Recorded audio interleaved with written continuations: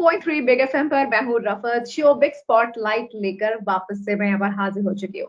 Rafat big spotlight में यहाँ पर हाजिर है हमारे आज के गेस्ट डॉक्टर अरविंद कुमार जी के साथ, chairman chest surgery Vedanta hospital Lucknow. Welcome sir. नमस्कार रफत जी। मैं doctor Arvind Kumar, chairman centre for chest surgery at Medanta Gurugram and Lucknow, और आपके शो में आज आपके साथ पार्टिसिपेट करके मुझे बहुत अच्छा लग रहा है। और मुझे भी बहुत खुशी हो रही है क्योंकि हम कुछ ऐसे टॉपिक पर बात करने वाले हैं जो लोगों के लिए यूजफुल होगा, और साथ में हम सर अरविंद कुमार सर के बारे में भी बहुत कुछ जानने वाले हैं। तो सर, सबसे पहले थोड़ा सा अपनी जर्नी के बारे में बताइए। मैं एक सर्जन हूं और मेरी जर्नी शुरू हुई थी all India institute of medical sciences से 1976 में, जब मैंने एमबीबीएस ज्वाइन किया था, और वहां पढ़ाई करके वहीं पर मैं कंसल्टेंट बन गया। और धीरे धीरे मुझे सर्जरी में, चेस्ट सर्जरी में कुछ ज्यादा इंटरेस्ट आने लगा, और 2012 में मैंने एम्स छोड़ करके गंगाराम हॉस्पिटल ज्वाइन किया था एज चेस्ट सर्जन, और 2020 में मैंने गंगाराम से मेदांता शिफ्ट किया, और पिछले 1 साल से मैं और मेरी टीम मेदांता हॉस्पिटल में चेस्ट सर्जन का काम कर रहे हैं। वाओ। सो मेदांता की बात की है आपने, थोड़ा सा मेदांता के बारे में बताएं। जी, मेदांता एक, मैं कहूंगा, हॉस्पिटल नहीं है, ये एक बड़ा आइकॉनिक इंस्टीट्यूशन है जो डॉक्टर नरेश त्रिहान ने आज से करीब 12 साल पहले स्टार्ट किया था। और उनका एम बड़ा क्लियर था कि जितनी भी सुपर स्पेशलिटीज हैं उसमें जो टॉप मोस्ट लीडर्स हैं, जिनको वो टाइगर्स कहते हैं, कि अपनी अपनी फील्ड के जो टाइगर्स हैं वो आए और यहां पर आकर के एकदम best in the class department setup करें। तो वो हमेशा यही करते रहते हैं कि भाई आप लोगों का मैंडेट है खाली ऑर्डिनरी काम नहीं करना, जो बाकी लोग करते हैं आप सबको उससे हट के कुछ अलग, कुछ अच्छा, कुछ बेटर करना है, यही हमारा मैंडेट है। और उसी की वजह से हर व्यक्ति रोज प्रोत्साहित होता है कुछ ना कुछ नया और कुछ ना कुछ अजूबा कर दिखाने के लिए। वाह, ये पैशन है मेदांता हॉस्पिटल जो दिखाई पैशन पर ही इसकी नींव रखी गई है, ऐसा कहूंगा मैं। वाओ। ओके, आप क्योंकि चेयरमैन चेस्ट सर्जरी हैं, तो लोगों को थोड़ा सा बताइए वो कॉमन इश्यूज क्या हैं आजकल चेस्ट को लेकर, जो जानना जरूरी है। बहुत अहम सवाल पूछा आपने रफत जी। पिछले 10-15 साल से हम लोग आदी हैं हमेशा हार्ट डिजीज, फला को हार्ट डिजीज हो गई, ये सब सुनने के। लेकिन मैं बताना चाहूंगा कि अब समय बदल रहा है। आज की तारीख में, और खासकर से कोविड ने चेस्ट यानी लंग्स की डिजीजेस को फोकस में ला दिया है। और मैं कहना चाहूंगा अपने श्रोताओं और दर्शकों को कि अगले 10 से 20 साल टोटल लंग्स की डिजीजेस से कंसर्न होने वाले हैं, और आने वाले समय में एक्चुअली ये हमारे लिए बहुत बड़ी समस्या होगी। आप सोच रहे होंगे ये समस्या क्यों होगी? उसका बहुत बड़ा कारण है हमारे शहरों में बढ़ता हुआ प्रदूषण। देखिए, हम सब दिन में 25,000 बार सांस लेते हैं और 10,000 लीटर के करीब हवा अपने लंग्स में इनहेल करते हैं। अब अगर इस हवा में जहर घुला होगा तो आप सोचिए 25,000 बार वो जहर हमारे फेफड़ों में जा रहा है, फेफड़ों में इकट्ठा हो रहा है, और वहां से एब्जॉर्ब होके ब्लड के द्वारा ब्रेन से लेकर टो तक हर अंग में जा रहा है। और ये जो इफेक्ट है ये हमारे पैदा होते ही, जैसे ही हम अपनी पहली सांस लेते हैं तब से शुरू हो जाता है।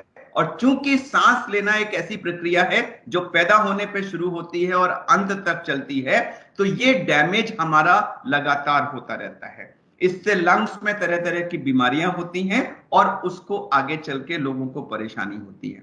तो मैं ये बताना चाहूंगा कि आने वाले समय में जो लंग्स की बीमारियां हैं, यह एक मेजर हेल्थ प्रॉब्लम होने जा रही है। तो इस पर ध्यान देने वाली बात है।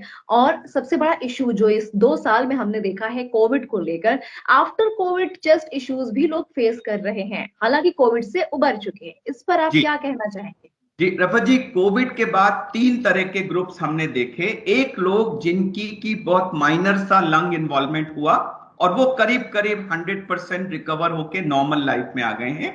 दूसरा ग्रुप जिनका कुछ मॉडरेट सा इन्वॉल्वमेंट हुआ और उनके लंग्स में कुछ ना कुछ परमानेंट डैमेज थोड़ा सा हुआ है, वो वैसे तो नॉर्मल है, लेकिन जब भी कोई एक्सेसिव एक्टिविटी वगैरह करते हैं तो उनको दिक्कत होती है। और तीसरा ग्रुप था जिसमें काफी डैमेज लोगों को हो गया है और वो लोग परमानेंटली एक तरह से क्रिपल हो गए हैं या परमानेंटली ऑक्सीजन पे चले गए हैं। तो ये जो दूसरा और तीसरा ग्रुप है, इनको बहुत सावधानी रखने की जरूरत है, जिससे आने वाले समय में जो डैमेज हुआ है वो कम से कम हो रादर देन बढ़ना। और पोल्यूशन इन लोगों के लिए भी एक बहुत बड़ा खतरा है। रफत जी। Okay, okay. कोई अलार्मिंग सिचुएशन आप बताएंगे ताकि हम लोग अलर्ट हो जाएं चेस्ट को लेकर? देखिए, कभी भी अगर किसी व्यक्ति का सांस फूलने लगे, यानी कि वो काम जो वो रोजमर्रा में करते थे लेकिन अब वही काम करने में उनकी सांस फूलने लगती है, और खासकर से अगर पल्स ऑक्सीमीटर आजकल कोविड के बाद घर घर में है, अगर आपका सैचुरेशन कभी भी 90 से नीचे फॉल कर रहा है तो वो एक बहुत बड़ी अलार्मिंग चीज है।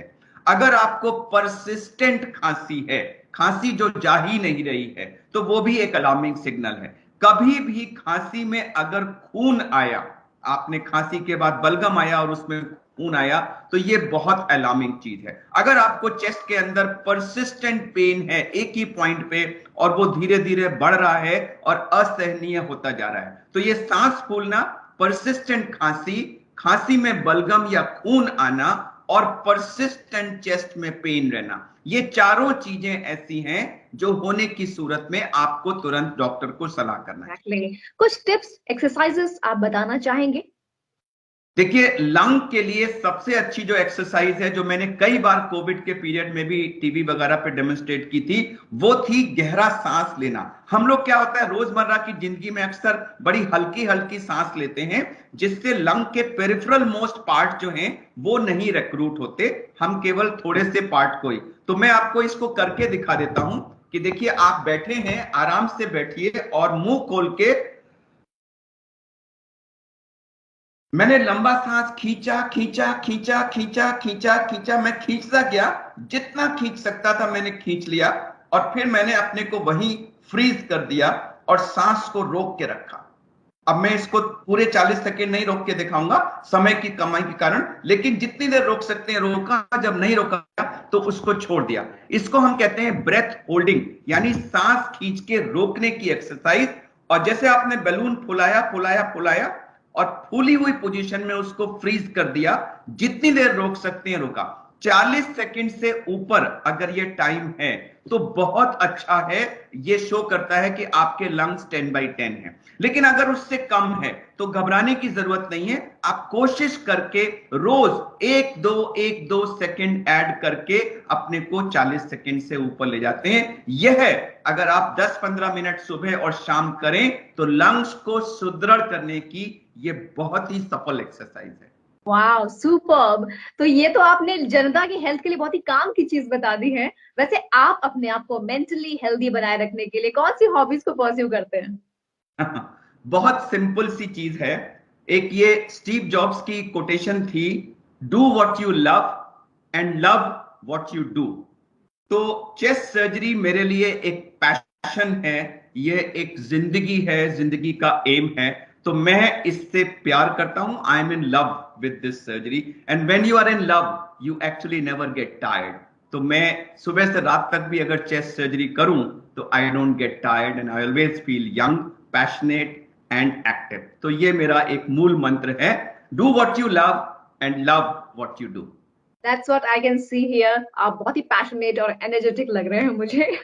लग ही नहीं रहा कि 70s में आपने एमबीबीएस ज्वाइन किया था।